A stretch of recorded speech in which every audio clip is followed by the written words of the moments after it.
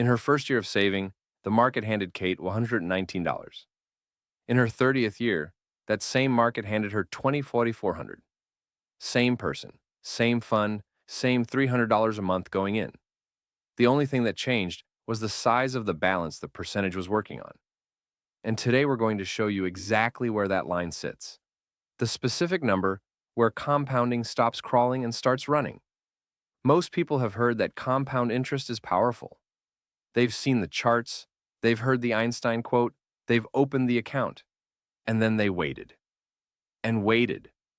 And nothing dramatic happened. So they either kept going on blind faith or they quietly stopped. What almost nobody explains is that there's a structural reason the first decade feels flat. There's a real mathematical threshold you have to cross before the growth becomes visible, and most people quit without ever knowing how close they were. We're going to run the actual numbers today, show you the 3 rungs on the compounding ladder, and tell you exactly where the catch-fire threshold sits, so you know whether you're about to cross it or walking away 10 feet before it. So let's set up the math with a real person. Kate is 28. She works in operations at a mid-sized company, takes home about $58,000 a year, and after rent, groceries, her car, and her phone bill, she has roughly $400 of flex left each month. She puts $300 of that into a broad market index fund and keeps it there. No timing, no stock picking. Same contribution, same fund, every single month. We're assuming a 7% real return, which is roughly what the S&P 500 has historically delivered after inflation. Same 30-year window. The only variable that changes year to year is the balance sitting in the account. Now here's where most savers start with the wrong mental model. When you begin contributing, your brain naturally pictures a straight ramp. 12 months of $300 is $3,600. 10 years is $36,000. 20 years is $72,000. 30 years is $108,000. That's the contribution line, and it feels completely intuitive. But the market doesn't follow that line. And the gap between what you expect and what actually happens is exactly where most people give up. In Kate's first year, she puts in $3,600, and the market hands her back $119. That's it. 12 straight months of discipline, and the account grew by about the cost of a dinner out. By year 3, she's contributed $2,800. Her balance is around $12,000, and the market has added roughly $1,200 total across those 3 years. That works out to $400 of growth per year, about $40 a month from compounding against the $300 she's putting in herself. It feels invisible because it basically is. By year 5, her balance is around $21,500, and the market is now adding about $1,400 a year, which is $115 a month in growth. She's beating inflation, which is the whole point, but the dollar number still feels small enough to sit in a checking account. And then year 10 arrives. She's put in $36,000 of her own paychecks. Her balance is around $52,000. The market added roughly $16,000 across the entire decade. Her annual market gain in year 10 is about $3,400, which is just under what she contributed herself that year. 10 years of patience just to break even with her own contribution rate. If she'd been watching her friends chase crypto or tech stocks over those same 10 years, half of them would be telling her she played it too safe. But here's what nobody warned her about. The curve wasn't flat. It just looked flat from where she was standing. The reason it feels this way is structural, and it has a name. It's a floor velocity problem. Compound growth runs on the balance, not on the contribution. 7% on $10,000 is $700. 7% on $50,000 is $3,500. 7% on $250,000 is $1,750. Same percentage, same market, same patient saver, wildly different dollar outcomes. When the balance is small, the percentage growth is also small in dollar terms. The math isn't broken. It's just working on a small number. Most calculators show you the ending balance, which is motivating, and skip the year-by-year dollar gain, which is the thing that actually decides whether you stay in the game or fold. So let's look at the actual rungs. There are 3 structural levels where the math changes. Most savers never see these named out loud, so they don't know which one they're on, and they don't know how far they have to climb to reach the next one. The first rung is anything under $50,000. At this level, your annual market gain is smaller than what most middle-class savers can contribute themselves. A $300 monthly contribution is $3,600 a year. The market on a $30,000 balance gives you about $2,100 at 7%. Your own paycheck is doing more work than the market. It feels like saving because it is saving. The compounding part is barely visible. This is where most accounts sit for the first 10 years of disciplined contributions, and this is the rung most people quit on. The second rung is the inflection band, somewhere between $50,000 and $100,000. This is where the math starts to balance out. At a $75,000 balance, a 7% real return is about $5,250 a year, which is more than the $3,600 Kate puts in herself. For the first time, the market is contributing more to her account than her paycheck is. The curve starts to bend. It doesn't feel dramatic yet. It feels like the account finally noticed she exists. But this is the moment the relationship between her and the market permanently shifts. That's important. But if you don't also understand the third rung, you'll still underestimate what's coming. The third rung is the catch-fire threshold, anything past $250,000. At this level, the dollar growth per year exceeds anything most middle-class savers can possibly contribute. 7% on $250,000 is $1,750 a year, nearly 5 times the $3,600 Kate puts in herself. Her contribution becomes statistical noise. The account is doing the work. This is where the curve goes vertical. And this is the rung most people quit before reaching.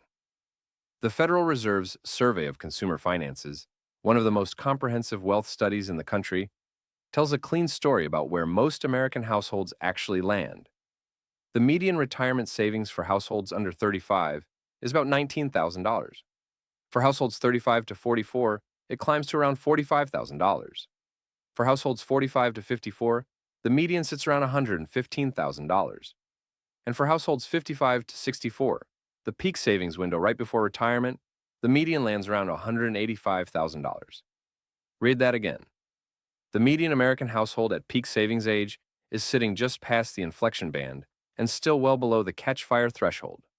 Their compounding never gets to do the work it was designed to do. That's not a willpower story. That's a math story. Most people are putting real money into real accounts, and the curve runs out of time before it gets to run. So, what does the second decade look like for Kate? Because this is the part most people never get to see in their own accounts. By year 15, she's contributed $54,000. Her balance is about $95,000. She's at the top of the inflection band. Her annual market gain that year is roughly $6,400, about $2,700 more than she puts in herself. The flip has started. By year 20, her contribution total is $72,000. Her balance is around $156,000. Her annual market gain that year is roughly $10,200. The market is now adding nearly 3 times what Kate contributes herself. She tripled her money over the second decade, not because the market got better, but because the balance got bigger.